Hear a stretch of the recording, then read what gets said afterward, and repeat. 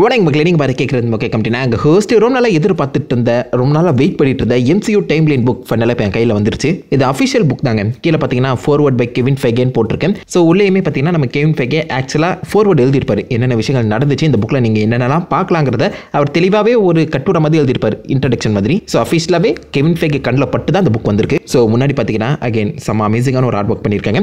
பின்னாடியுமே இந்த பக்கம் இந்த புக்குக்குள்ளே என்னென்ன இருக்குங்கிறத அவங்க தெளிவாக சொல்லியிருப்பாங்க. இந்த MCUவோட ஆரம்பத்துலேருந்து பிளிப் அண்ட் அதுக்கப்புறம் நடக்கிற விஷயங்களும் நிறையவே மென்ஷன் பண்ணியிருக்காங்க. ஸோ இன்ஃபினிட்டி சாகா மட்டும் இவங்க கவர் பண்ணல. இந்த புக்குக்குள்ள சீக்ரெட் இன்வேஷனுக்கு முன்னாடி நடந்த எல்லா சீக்வன்ஸுமே இருக்கு. ஸோ சீக்ரெட் இன்வேஷனுக்கு அப்புறம் நடந்தது எழுதப்படல. அதாவது லோக்கி சீசன் 2 அதெல்லாமே இந்த புக்கில் நீங்கள் எதிர்பார்க்க முடியாது. பட் சீக்ரெட் இன்வேஷனுக்கு முன்னாடி வந்த எல்லாமே இதுக்குள்ள இருக்கு. Guardians of Galaxy holiday special வரைக்கும் டைம் லைன் வந்து பார்த்தீங்கன்னா ஒழுங்காகவே செட் பண்ணியிருக்காங்க. அண்ட் இந்த இடத்துல உங்களுக்கு பார்த்தாலே தெரியும், சென்ட்ரல் ஒரு கோடு இருக்குல்ல, அதுதான் சீக்ரெட் டைம்லைன் கோடு. உள்ள புக்குக்குள்ளே நீங்கள் பார்த்தீங்கன்னா நடுவில் அந்த சீக்ரெட் டைம்லைன் ஓடிக்கிட்டே இருக்கும். அதில் இருந்து தான் இந்த பக்கம் என்னென்ன டைம்லைனில் என்னென்ன விஷயங்கள் நடந்துச்சுன்னு சொல்லி அவங்க தெளிவாகவே எழுதியிருப்பாங்க.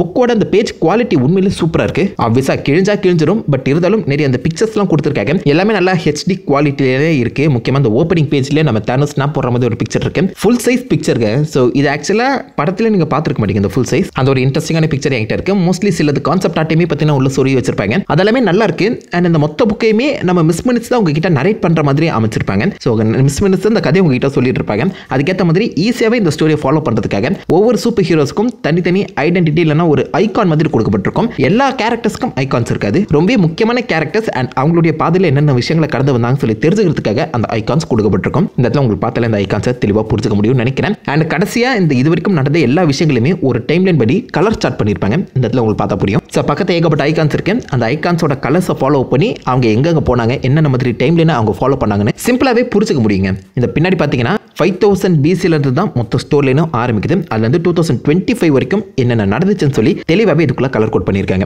எப்பயாச்சும் டவுட் வந்துச்சுன்னா கடைசி இந்த 3 பேஜை போட்டி பார்த்தாலே ஈஸியாகவே நீங்கள் ஃபாலோ பண்ணிக்கலாம். இப்போ வரைக்கும் 33 படங்கள் கிட்ட ரிலீஸ் ஆகியிருக்கு அண்ட் 10 சீரிஸ் வந்து ரிலீஸ் பண்ணியிருக்காங்க. ஸோ அது எல்லாத்தையுமே இதுக்குள்ள அடக்கி வச்சிருக்காங்க. டைம்லைன் படி கேரக்டர் படி உங்களால் புரிஞ்சுக்க முடியும். 300 பேஜ் கிட்ட இருக்குன்னா யோசிச்சு பாருங்க. அண்ட் ஃபைனலாக நீங்கள் பார்த்தீங்கன்னா இந்த பக்கம் Guardians of Galaxy holiday special 2025 December நடக்கிற மாதிரி தான் காமிச்சு முடிக்கப்பட்டிருக்கேன். ஸோ இதுக்கப்புறம் அந்த கார்டியன்ஸ்க்கு அப்புறம் ஏதாவது டைம்லைன் இருந்துச்சுன்னா அது 2026 புரியுதா? ஸோ அதை தெளிவாகவே இந்த இடத்துல மென்ஷன் பண்ணியிருக்காங்க. அதே மாதிரி இந்த பக்கம் நீங்கள் வேர்வொல்ஃப் பை நைட் ஃபர்ஸ்ட் டைம் கலரில் பார்க்குறீங்க. ஐ மீன் கலரில் சீரிஸ் ரிலீஸ் பண்ணி இருந்தாலும் அதுக்கு முன்னாடி இந்த புக் ரிலீஸ் ஆகி இருந்துச்சு. ஸோ இட்ஸ் மோர் லைக் ஒரு ஸ்னீக் பிக்னு சொல்லலாம். அண்ட் நடுவில் இந்த இடத்துல ஒரு சின்ன பொட்டி மாதிரி இருக்கலாம். இது எல்லாமே TV alerts and red line அலர்ட்ஸ்னு சொல்லி மினிட்ஸ் அப்பப்போ வந்து உங்களுக்கு ஞாபகப்படுத்திட்டே இருப்பாங்க.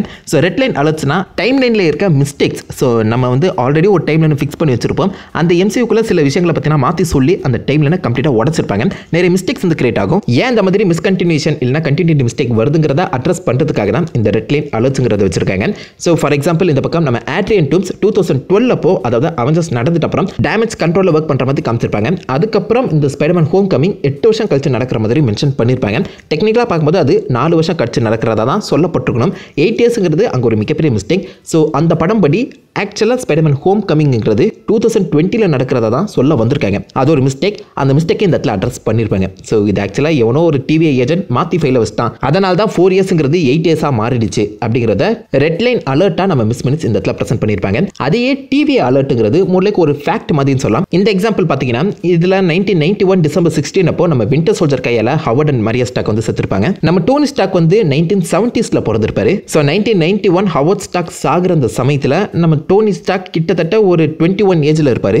அயன்மேன் 1ஓட அந்த ஓப்பனிங் செரிமனியை நீங்க பாத்தீங்கன்னா ஹவர்ட் ஸ்டாக் செத்துட்டு அப்புறம் ஸ்டாக் இண்டஸ்ட்ரீஸை நம்ம ஓப்டியாஸ்டேன் தான் பார்த்துட்டு இருந்தாரு. இந்த டோனி ஸ்டாக் 21 ஏஜ் வர வரைக்குமே ஓப்டியாஸ்டேன் தான் பார்த்துட்டு இருந்தாரு அப்படிங்கிற மாதிரி மென்ஷன் பண்ணியிருப்பாங்க. அன்டில் 21ங்கிறத தெளிவாகவே சொல்லியிருப்பாங்க.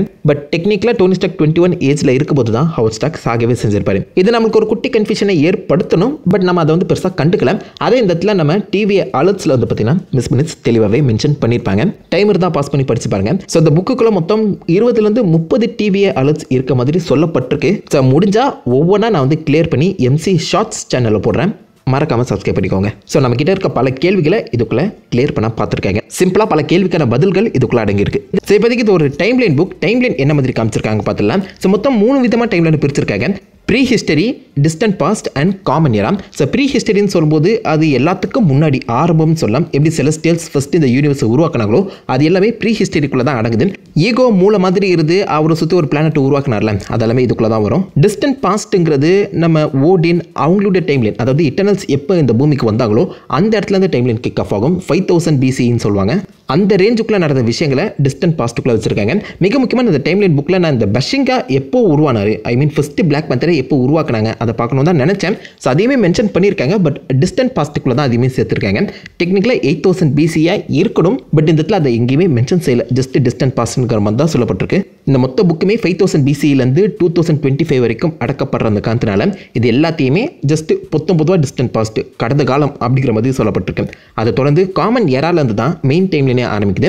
முக்கியமாக நம்ம ஹெலா, ஸோ ஹெலா அண்ட் நம்ம ஓடின் ஒன்றா சேர்ந்து இந்த பக்கம் ஏகப்பட்ட ரீஜன்ஸை கண்ட்ரோல் பண்ண ட்ரை பண்ணாங்களே, நிறைய போருக்கு போயிருப்பாங்க. அது எல்லாத்தையுமே இதுக்குள்ளே தான் அடக்கியிருக்காங்க.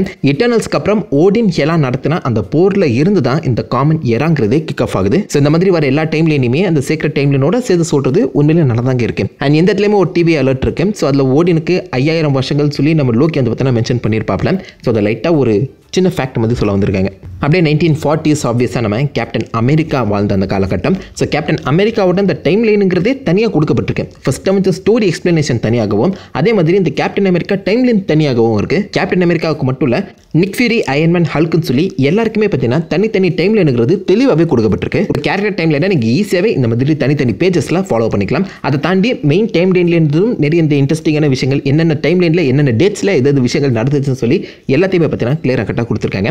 ஸோ என்ன டைம் லைன் எந்தெந்த பேஜில் இருக்குங்கிறத உங்களால் first index page and final பேஜில் வந்து பார்த்தீங்கன்னா நோட் பண்ண முடியும். ஸோ அதை வச்சுக்கிட்டே இந்த இடத்துல மார்வலில் என்ன விஷயங்கள் நடந்துச்சுங்கிறத உங்களால் ஈஸியாகவே புரிஞ்சுக்க முடியும். ஸோ உங்களுக்கு ஒரு விஷுவல் ப்ரெசன்டேஷனாகவே இந்த புக் அமைஞ்சிருக்குன்னு சொல்லலாம். நிறைய இன்ட்ரெஸ்டிங்கான பேஜஸில் இந்த மாதிரி அந்த ஆர்ட் டிசைனே சூப்பராக பண்ணியிருக்காங்க. ஃபார் எக்ஸாம்பிள் இட்டர்னல்ஸோட இந்த பேஜை நீங்கள் எடுத்து பார்த்தீங்கன்னா ஏரா மார்க் பண்ண அந்த கோடுகள் எல்லாமே கோல்டன் கலரில் இருக்கும். இந்த மாதிரி ஒவ்வொரு தனி ஃபீச்சர் பேஜஸ்க்கு எல்லாத்துக்குமே ரொம்ப அழகான அந்த டிசைன்லாம் கொடுத்துருக்காங்க. இந்த பேஜில் ஏகப்பட்ட அயன்மேன் சூட்ஸ், இது வரைக்கும் அவர் யூஸ் பண்ண அந்த அயன்மேன் சூட்ஸ் எப்படி உருவாக்கப்பட்டுச்சு, அதோடைய வரலாறு என்னன்னு சொல்லி பார்த்தீங்கன்னா தெளிவாகவே கொடுக்கப்பட்டிருக்கு.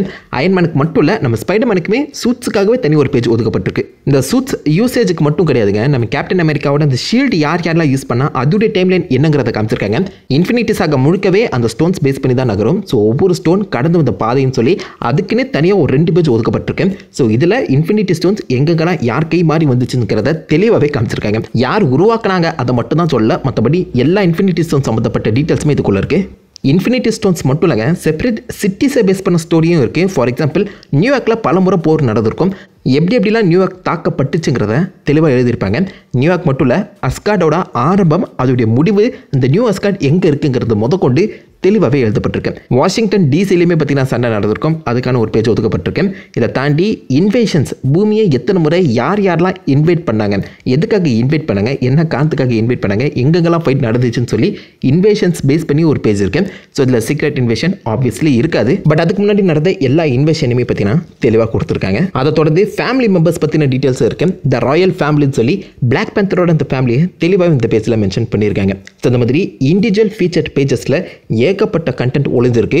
ஸோ இது எல்லாமே கண்டிப்பாக ஃப்யூச்சரில் என் சேனலில் கண்டென்ட்டாக வரும், கவலைப்படாதீங்க. So just time line book கிடையாது, டைம் லைனை தாண்டி உள்ள நிறைய விஷயங்கள், உங்களுக்கு தெரிய வேண்டிய எல்லா மார்வல் விஷயங்களும் இந்த புக்குள்ளே இருக்குது. இதை தொடர்ந்து மெயின் டைம் லைன் நீங்கள் எடுத்து பார்த்தீங்கன்னா டைம் லைன்லேயே நிறைய மாற்றங்கள் நடந்திருக்கும். ஃபார் எக்ஸாம்பிள் டொர்மாமு கூட நம்ம டாக்டர் ஸ்ட்ரேஞ்ச் ஒரு லூப்பில் மாட்டியிருப்பார்ல, அந்த லூப்பை என்ன மாதிரி ப்ரெசென்ட் பண்ணியிருக்காங்க பாருங்கள். சீக்ரெட் டைம் லைன் தான், பட் அந்த லூப் மட்டும் இந்த இடத்துல வந்து ஒரு வித்தியாசமான வட்டத்தை உருவாக்கியிருக்கு. ஸோ அந்த சீக்ரெட் டைம் லைன் லூப்பை தெளிவாகவே விஷுவலாகவே ப்ரெசென்ட் பண்ணியிருக்காங்க. அதை தொடர்ந்து என் கேம் அப்போ ஏகப்பட்ட அந்த இன்ஃபினிட்டி ஸ்டோன்ஸ் எடுக்கிறதுக்காக டிஃப்ரெண்ட் டைம் லைனுக்கு போயிருப்பாங்களே, அந்த டைம் லைன் செப்பரேட் இந்த இடத்துல பிரியிற மாதிரி காமிக்கப்பட்டிருக்கு.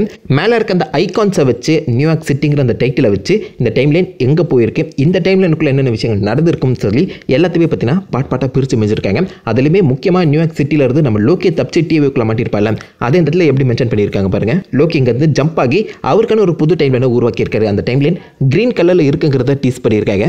லோக்கி சீசன் 2க்கு முன்னாடி நான் அந்த புக்கை வாங்கியிருந்தேன்னா கிட்டத்தட்ட இது எனக்கு ஸ்பாய்லர் தான். லோக்கி போன அந்த டைம் லைன் கிரீன் கலரில் இருக்குங்கிற மாதிரி காமிக்கப்பட்டிருக்கு. ஸோ விஷுவல் ப்ரெசன்டேஷன் இருக்கும்போது எந்த ஒரு கன்ஃபியூஷனும் இந்த புக்கு படிக்கும்போது உங்களுக்கு வராது. ஸோ இந்த டைம்ல இது நடந்திருக்கு, இங்கங்கே இந்த பிரச்சனை மாறி இருக்குன்னு சொல்லி எல்லாத்தையுமே உங்களால் ஈஸியாக அண்டர்ஸ்டாண்ட் பண்ணிக்க முடியும். அது கண்டிப்பாக பாராட்டி ஆகணும்னு நினைக்கிறேன். ஸோ அகெயின் டைம்லைன் எம்சியூ பற்றி உங்களுக்கு அக்கு வேற ஆணி வேற தெரியணும்னா இந்த புக்கை கண்டிப்பாக வாங்கி ஆகணும். அதுக்காக இந்த புக்கில் நெகட்டிவ்ஸ் இல்லையான்னு கேட்பீங்க, இருக்க தான் செய்யுது. ஸ்டார்டிங் வித் எனக்கு வந்த புக்கில் இந்த ஒரு டிஃபெக்ட் இருக்குது. ஸோ டைம்லைன் ஃபஸ்ட்டு பேஜ்லேயே வந்து பார்த்தீங்கன்னா 2 பேஜ் இந்த இடத்துல ஒட்டி இருந்துச்சு. அதை பிரிக்க முடியல, பிரிக்க ட்ரை பண்ணேன், பட் கிழிஞ்சிடும் போல். ஸோ அகெயின் வேறு வழியில் நான் காலம் முழுக்க இந்த பேஜை ஒட்டி வச்சு தான் யூஸ் பண்ணி ஆகணும். எனக்கு இந்த ஒரு டிஃபெக்ட் வந்துச்சு. மேபி நீங்கள் வாங்குற புக்கில் அந்த டிஃபெக்ட் இல்லாமல் கூட இருக்கலாம். அதை தாண்டி இந்த இடத்துல நிறைய முக்கியமான சம்பவங்களை பார்த்தீங்கன்னா அவங்க பெருசாக காமிக்கல. ஃபார் எக்ஸாம்பிள் இன்ஃபினிட்டி சாகாவில் மட்டும் இல்லை, எம்சியூக்குள்ளேயே ஸ்னாப்புங்கிறது ஒரு முக்கியமான சம்பவம். பட் அதை போகிற போக்கில் ஜஸ்ட் இந்த இடத்துல மென்ஷன் பண்ணியிருப்பாங்க.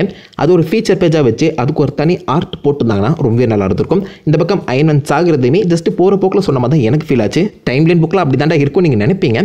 பட் ஜஸ்ட் இது ஒரு சாதாரண புக் மாதிரி படிச்சுட்டு போகும்போது அது ரெண்டுமே ஸ்பெக்டாகுலர் ஈவெண்ட்ஸ் மாதிரி அதுக்காக ஒரு ஸ்பெஷல் பேஜ் போட்டிருந்தாங்கன்னா ரொம்பவே நல்லா இருந்திருக்கும். ஸ்னாப்புங்கிற ஒரு விஷயம் என்ன மாதிரி இந்த இடத்த மாற்றிச்சுங்கிறத தெளிவாக சொல்லியிருக்கலாம். அதே மாதிரி நிறைய ஆக்டர்ஸ் வந்து மாற்றிருப்பாங்க, ரீகாஸ்ட் பண்ணியிருப்பாங்க. ஃபார் எக்ஸாம்பிள் நம்ம ரோடியை இந்த அயன்மேன் 1 அயன்மேன் 2 வந்து பார்த்தீங்கன்னா கம்ப்ளீட்டாக மாற்றிருப்பாங்க. எதுக்காக அந்த ரீகாஸ்டிங் நடந்தது, இல்லைனா அந்த ரீகாஸ்டிங் வந்து ஒரு டைம்லைன் பிரச்சனைங்கிற மாதிரி மிஸ்மினிட்ஸை வச்சு பல இடங்களை மென்ஷன் பண்ணியிருந்தா ரொம்ப ஃபன்னாக இருந்திருக்கும். அது மட்டும் இல்லாமல் இந்த ஷாட்டில் நீங்கள் பார்த்தீங்கன்னா இன்க்ரெடிபிள் ஹல்கோட அந்த ஸ்டோரி லைன் ஓடிட்டு இருக்கு. பட் நம்ம எட்வர்ட் நார்டனோட அந்த முகத்தையே காமிக்கல. இந்த புக்கு ஃபுல்லாக நீங்கள் தேடி பார்த்தாலும் எட்வர்ட் நார்டனோட அந்த முகத்தை கண்டுபிடிக்கவே முடியாது. அந்த முகம் இதனால் தான் மாறிச்சு. ஸோ இந்த ஒரு காரணத்தினால தான் அந்த முகத்தை நாங்கள் மாற்றணுங்கிற மாதிரி ஏதாச்சும் ஒன்று எழுதியிருந்தால் நல்லா இருந்திருக்கும். ஆனால் இப்போ இந்த மார்வல் சினிமேட்டிக் யூனிவர்ஸை ஃபாலோ பண்ணுறவங்களுக்கு நிறைய பேருக்கு அந்த கன்ஃபியூஷன் இருக்க தான் செய்யும்.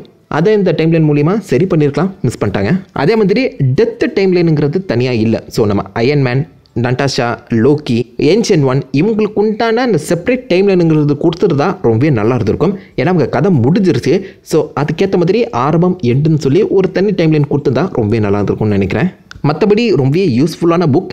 எனக்கு நான் ஒரு கண்டென்ட் கிரியேட்டராக இருக்க அந்த சமயத்தில் எனக்கு இந்த புக் ரொம்பவே ஹெல்ப்ஃபுல்லாக இருக்கும். ஏதாச்சும் டவுட்னா டப்புன்னு போட்டி பார்த்துக்கலாம். வைப்ரேனியம் எங்கே உருவாச்சு, என்ன டைம்லைனில் உருவாச்சுன்னு சொல்லி அது பார்க்கறதுக்காக செப்பரேட்டாக ஒரு பேஜே கொடுத்துருக்காங்க. வைப்ரேனியத்துக்குமே தனி ஒரு பேஜ் இருக்குது. ஸோ நான் ஏதாவது கண்டென்ட் கிரியேட் பண்ணும்போது ஏதாவது டவுட் வந்துச்சுன்னா டக்குன்னு இந்த புக்கை போட்டி பார்த்து என்னால் அந்த கன்ஃபியூஷனை கிளியர் பண்ணிக்க முடியும். ஸோ எனக்கு இது ஹெல்ப்ஃபுல்லாக இருக்கும். பட் நீங்கள் உங்களுக்கு இது யூஸ்ஃபுல்லாக இருக்குமா, 3000 கொடுத்து இந்த புக்கை வாங்குறது வருத்தான்னு கேட்டிங்கன்னா, நீங்கள் ஒரு கலெக்டராக இருக்கீங்க, அப்படி இல்லைனா ஒரு மார்வல் ஃபேனாக இருந்தீங்க, தீவிர ஃபேனாக இருந்தீங்கன்னா வாங்கி வச்சுக்கலாம், தப்பு இல்லை. பட் இது அகைன் சொல்கிறேன், சீக்ரெட் இன்வேஷனுக்கு முன்னாடி வரைக்கும் தான் ஸ்டோரி அமைக்கப்பட்டிருக்க அந்த காரணத்தினால மல்டிவர்ஸ் ஆக முடியும் போது இன்னொரு புக் கண்டிப்பாக விடுவாங்க. அது ஏன் நான் வாங்குவேன், இன்னும் ஒரு 2 வருஷம் வெயிட் பண்ணி அந்த மாதிரி புக்கை நீங்கள் வாங்கிக்கிட்டீங்கன்னா அது உங்களுக்கு இன்னும் பெட்டர் வேல்யூ ஃபார் மணியாக இருக்கும். அதை தாண்டி இந்த புக் வாங்கணுங்கிற அவசியம் கிடையாது. ஐ மீன் நான் இல்லையா, என் சேனலில் உங்களுக்கு எந்த டவுட் இருந்தாலும் தட்டி பார்த்தா கிடச்சிரும். கூகுள்லேயே உங்களுக்கு தேவையான பதில்கள் இருக்கும்போது இது அவசியம் இல்லை தான். பட் புக் படிக்கிற ஃபீலுங்கிறது வேற. அதுவும் மார்வல் ஃபேனாக அந்த புக்கை கலெக்ட் பண்ணி வச்சுக்கிட்டா இன்னும் ஃபன்னாக தான் இருக்கும் நான் நினைக்கிறேன். எனக்கு வர்த்து, பட் உங்களுக்கு வர்த்தா இல்லைங்கிறத நீங்கள் தான் முடிவு பண்ணோம். ஓவராலாகவே ஒரு செம குவாலிட்டியான ப்ரீமியமான புக் இது. யாராவது ப்ரீ ஆர்டர் பண்ணி வாங்கியிருக்கீங்களா? உங்களை தான் உங்களோட வியூஸை மறக்காம கீழே கமெண்ட் பண்ணுங்க. அண்ட் ஏதாவது டைம்லைன் கேள்வி இருந்தால் மறக்காம கீழே கேளுங்க, சால்வ் பண்ணி விட்டுறலாம். அதான் அஃபிஷியல் புக்கே இருக்குது, அப்புறம் என்ன. ஸோ நான் உங்களை தான் நல்ல ராசமான வீடியோவில் மேம்பட்டு நேர்ந்திருக்கேன். Happen guys, வட்டா.